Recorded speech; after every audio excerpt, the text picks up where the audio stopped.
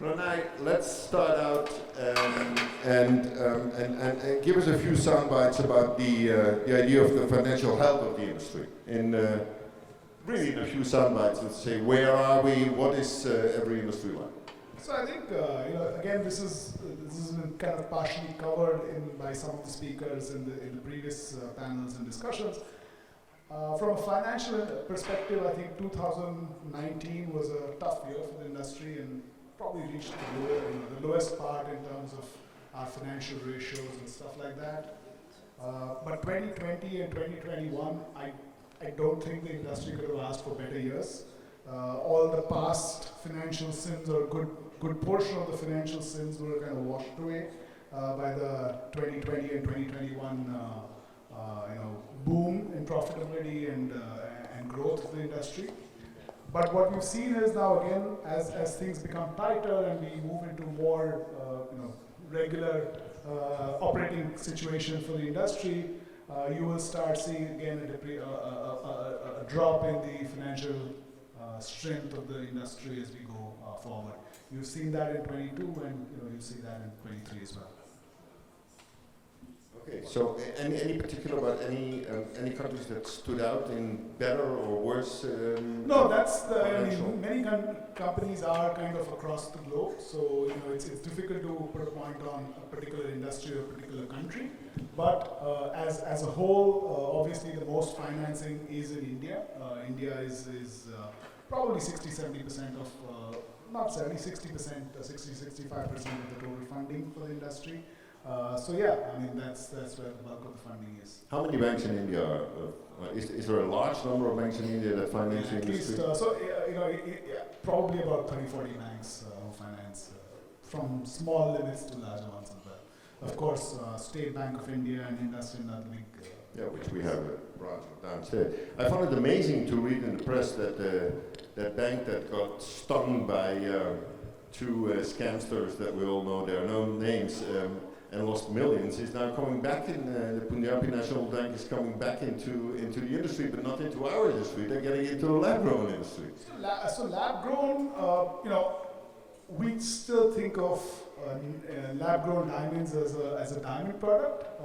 I think the banks have moved away from that. They think about lab-grown as a normal industrial product, which means they lend against factory, they lend against equipment. They have very limited lending against working capital. So yes, lending is there, but more from a manufacturing perspective. Do we see any movement of Indian banks? We have the State Bank of Israel here in this center.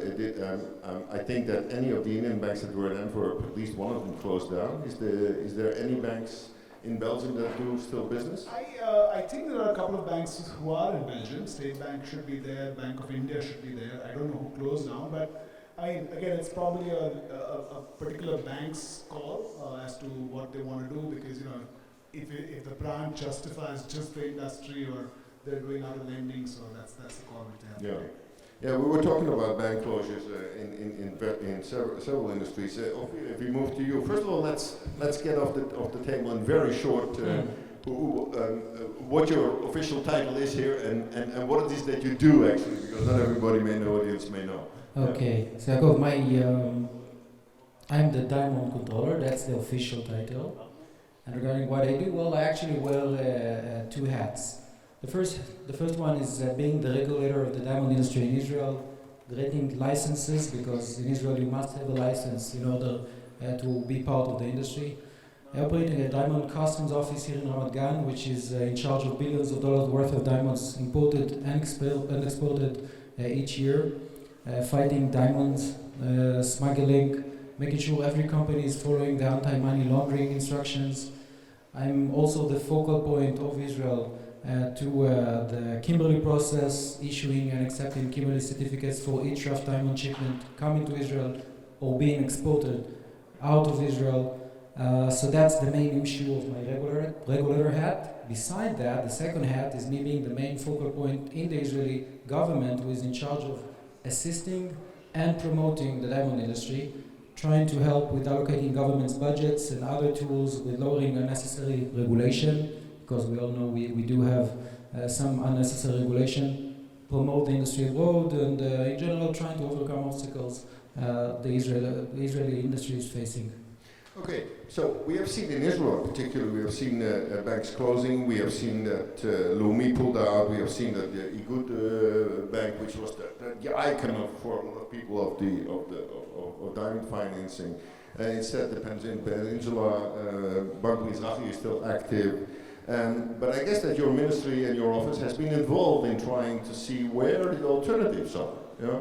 And that brings you further down the page as to where and what is the government role in order to try and help the industry find alternative financing if banks close down and are not there anymore. Yeah. Well, you mentioned the main issues about Leumi pulling out and having Peninsula instead of Igud.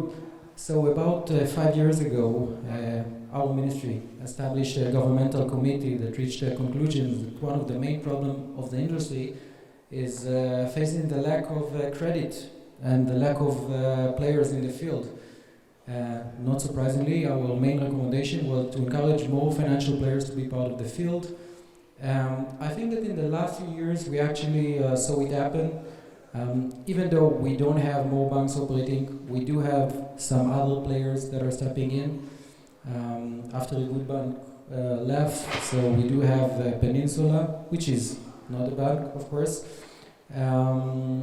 Also, we were in touch. I mean, when Peninsula came into the sector, we tried to help them dealing with relevant regulators and also with some bank institutions. Yeah. So basically, what you as a government operator, government officer, you are there to help the industry and identify the alternatives and help them also smooth the way down. Exactly. And we've seen that happening, which means that you will be helpful in securing some financial alternatives. And then you see those other players coming in. And in the conversation with you, David, which we had a few days ago, we actually were talking about a situation where Shai, you said about are we and David mentioned it in another perspective, recreating the past or rolling back the past into, are we going to be in a situation that those alternative stations, services and financiers are going to be able to deal with stock financing and bring back billions into the market that are going to be bankable and usable again? And what are those tools? And what is it that Sarine actually is doing in the financial sector? So tell us a little bit about how that evolved and what your ideas are, or what the ideas are. So maybe a lot of questions over there, but maybe it's a short story to start off with. I talk to a lot of friends who are CEOs in different companies, both in Israel and globally, and when I talk to them about the problem of finance in the diamond industry, they raise their eyebrows because they don't understand how they can be an industry with collateral that is having a huge value, and yet there is still a problem to finance. And to be honest, in the beginning, I really didn't know to give them a good answer. And I think the answer goes to maybe the heading of the presentation. He said the surprising interrelation between finance and technology, and I want to maybe change that to the not so surprising interrelation between financing and transparency. And I think the main reason that we see over the years banks backing out of the finance and the diamond industry is their lack of transparency, their lack of understanding what's going on with the industry, and their ability to understand what's going on. And I think if we are able to open up the industry to much more transparent, which is a process that's been happening over the years, it'll be easier for the financing institutions, whether it be banks or other non-banking financial institutions, to play a role in financing. And there I can actually change the last word from transparency to data. The more data that is available to institutions of what's going on with the entity being financed, the easier it is, the lower the risk, and so on and so forth. And that's a lot of where we've been focusing on in trying to create solutions for banking institutions, mainly at this stage, non-bank institutions, non-bank financial institutions, to help them provide them with data to be able to understand who they're financing, what the value of the goods are, and basically be able to value their risk and thereby reduce it. And that's a lot, I think, where the diamond industry can take a huge step forward. It has the collateral to provide for the financing. We just need to create the transparency that the financial institutions can trust what is going on. Yeah. How much is that a problem to create that transparency, Ophir? From your point of view? A problem regarding transparency? Well, the issue of transparency, first of all, it's very important to us because of the KP. As you know, right now in the KP we do have the physical certificates, which I think needs to be changed, but eventually we have to determine the origin of the goods. And I must admit that doing that with the current tool that we have is a bit problematic. Of course, since we are part of the KP, and since we are in charge of also, as I mentioned earlier, about the anti-money laundering, it's very important to us.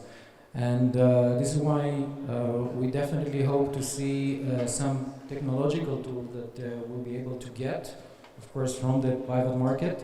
I know that right now there is a need for these kind of tools. I heard about some companies in the US, like Tiffany, that demand to know the origin of the stone that they get. And I think that eventually following the private sector, the government will follow. Of course, for us it's not less important, but unfortunately through the KP things are moving on a bit slower. And we do hope that the private market will lead the way also for the governments. Yeah. So a lot of terms are being thrown around recently in the press, and fintech is one of them. And then you ask people, you ask the diamanteer, what is fintech? How do I understand it, and how does it relate to me?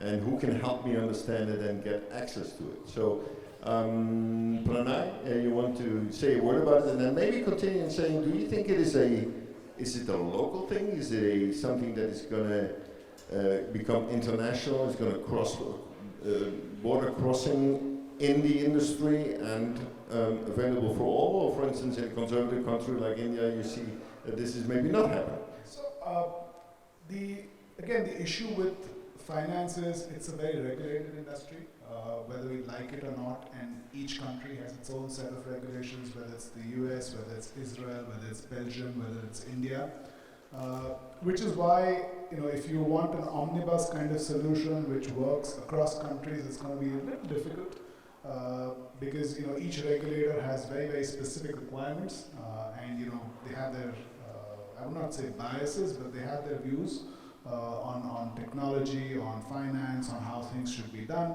So from that perspective, having a solution which is easily transferable across locations might be a little difficult.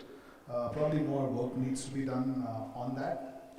But the industry is still very, very straightforward, if you ask me. You have receivables. It's mainly a working capital industry. You have receivables, you have stock. Receivables, most companies are able to manage or get their head around that risk, saying, is this a good party or not good party against whose invoice I'm financing, which is why most of the financing happens on that bit.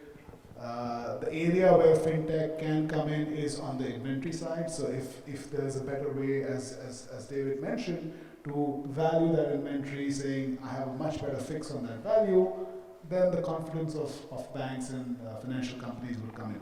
The other thing I'd like to add is the last decade, we've essentially lived through a period of really low interest rates.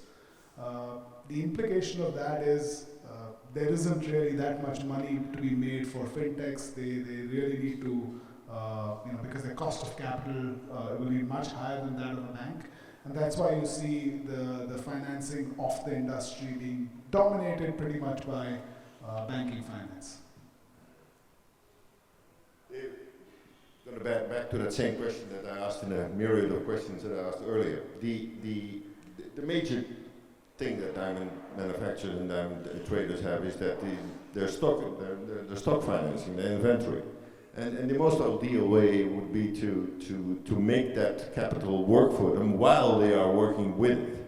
And how can we indeed get to that situation using alternative and you said data is king. It's not about Mazal and Bracha, it is about data is king. So give me an idea of how it works. Pranay mentioned, I think, the two big challenges with stock. One is valuation. How do you know what the value of that stock is? And the second is, how do you track it? The diamonds are easily transferable. Exactly. It's not a house that you can get a mortgage on and it's going to be there when you want to come and collect. And so I think those are the two big challenges. And both of them, with today's technology and with today's infrastructure of technology within industry, I think there is actually a solution. You can connect it to a lot of things that were talked about yesterday with traceability, which has a different purpose of tracking the diamond as it goes down the pipeline. But if you can now track that diamond as it goes down the pipeline for purposes of sustainability and so onwards, and you can value that independently, I think you have a perfect solution to now start making that money work for you. We've started a number of different cooperations with financial entities, financing entities, and non-banking, who understand the industry, who understand the processes of the industry, and the missing link for them is basically the data. It's being able to get the data of diamonds as they flow down that pipeline from the mine all the way down to the polished diamond, know where they are, what their value is independently without having to send an evaluator to check either a diamond or a batch of diamonds. And once they have those two parameters, they now have everything they need to be able to finance the goods. So I think in the end, as I started off saying, data is the missing link to be able to finance diamonds in the stock part of the pipeline. Well, Ophir, we are in Israel, and Israel is called Startup Nation. What is your office doing in order to make these kind of developments, Startup Nation in Startup Diamond Nation? Well, I like the term Startup Diamond Nation. It sounds good. No doubt that specifically when it comes to blockchain, cyber, fintech, Israeli companies are ranked very high, I think, on the global arena. And as you mentioned, Israel is one of the 4 major centers for diamonds in the world. Combining together these two facts might give us a positive answer to the issue of diamonds fintech or diamond tech also center. In other fields like security, water, cyber, etc., Israel became strong since it needed to face its weaknesses, like lack of water or dealing with cyber attacks. Also, I think in this field, in the diamond field, diamond financing, the Israeli industry had to face difficulties of getting credit years ago. And this is why we already started to see some new exciting Israeli companies operating here. I will not mention too many names, even though I do see Zev from Mazalit over here in the audience. But of course, beside that, we also have some other Israeli companies operating, and this is, of course, in this field, and this is extremely exciting. I think we have a very vivid diamond fintech industry over here, and I'm sure that we will see more to come. I do hope to see more Israeli companies also operating in the provenance and traceability, indeed. I know. I said that I do hope to see more, even more companies. I think it's always good to have some, few other options. I do believe that already. I know Sarine is one of the leading tech companies in the world. I think we can have few other companies also leading the world like Sarine. I know that the Israeli government is trying to allocate budget through the office of the chief scientist, for example, in order to encourage innovation, and these kind of budgets are coming also to the industry. I believe some companies that are operating also in the fitness sector also got the money from the office of the chief scientist, and I hope we're going to see some other companies. By the way, do you know that our first grant from Sarine from the innovation office? You see?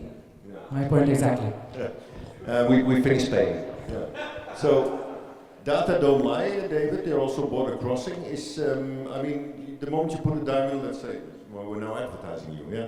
Put it into Galaxy, get the picture, you put the data to it, you know what the value is, and and that actually is your guarantee for your financial backer then. Yeah, and it's part of it, as I said, it's not only the valuation, which is a very significant part, it's an independent valuation that enables the financer to know what he's financing and to take a decision, what level of financing, what his risk is, and so on and so forth. But the second is also the ability to actually know where that diamond is, what's happening with it, how is it transforming from a rough diamond to polished diamond. So the transformation as it flows down the pipeline is also very important. You don't want to have that diamond stuck now as collateral with a third party, and now you can't do anything with it.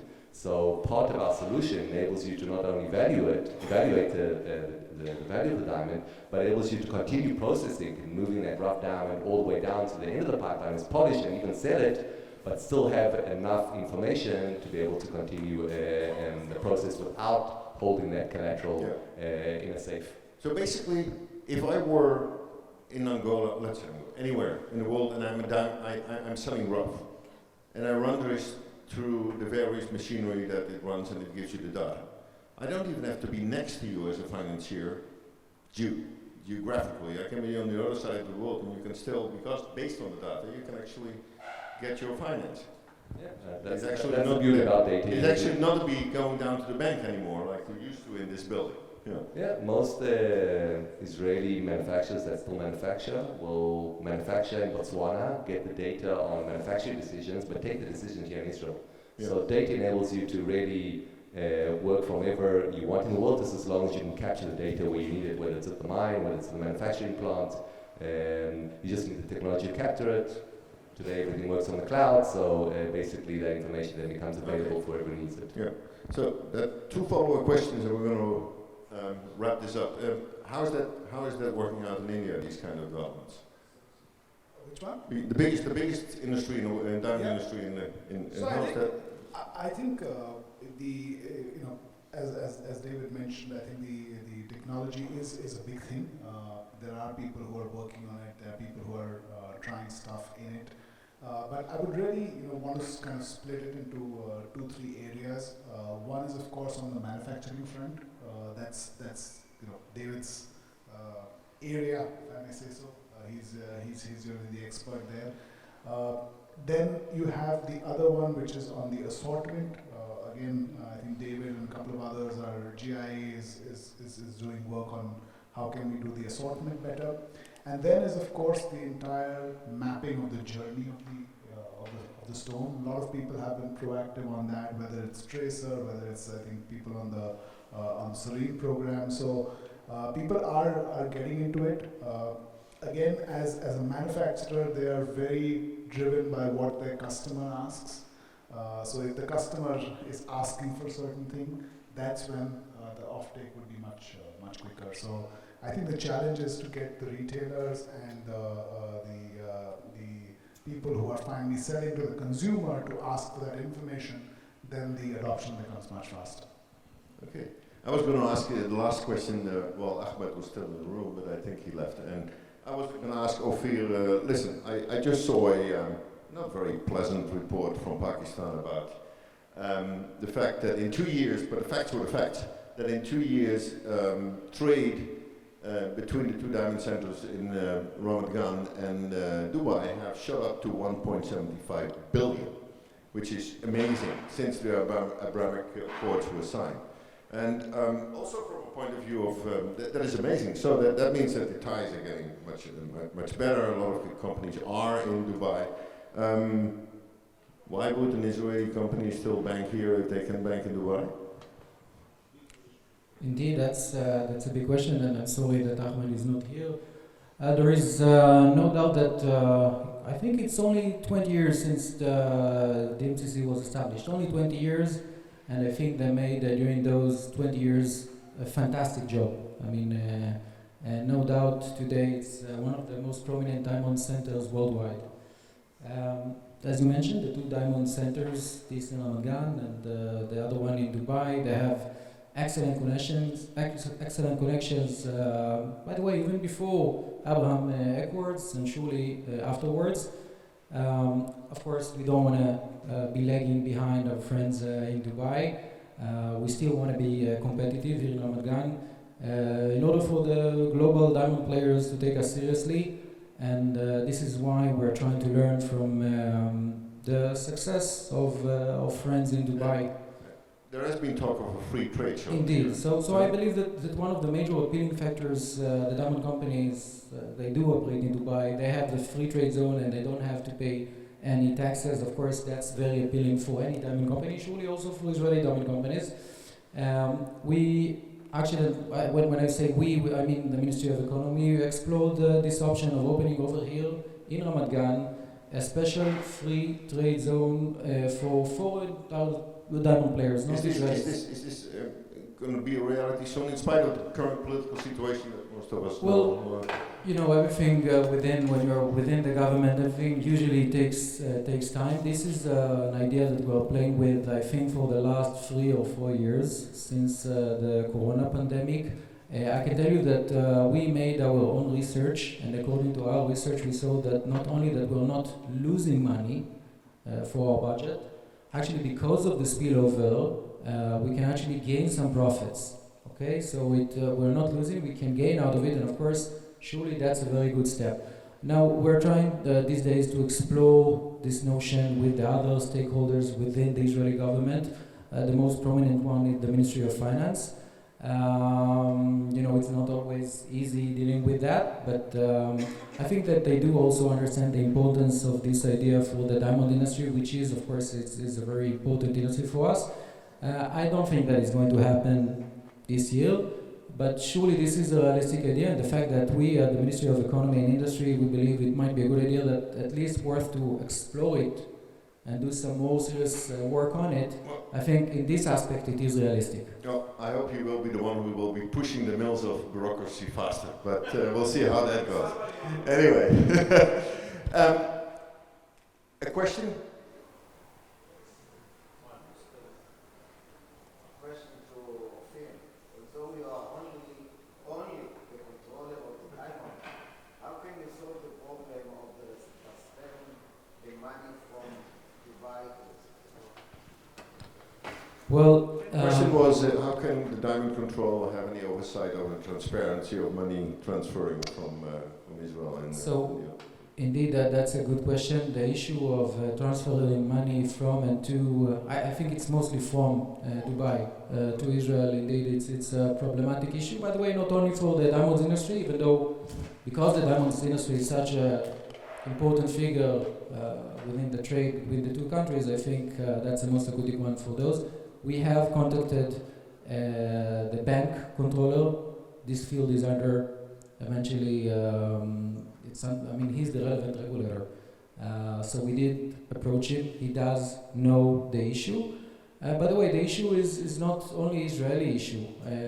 I know that right now, if I'm not mistaken, the UAE is in the gray zone of the FATF, the financial, at least to my knowledge, the UAE, they are, right? So they are in the gray list, so this issue is a problematic issue. Anyway, we approach the relevant regulator, and eventually it's under his jurisdiction. So I hope it will be solved, but since it's not under my responsibility, I can't solve it, unfortunately. Thank you.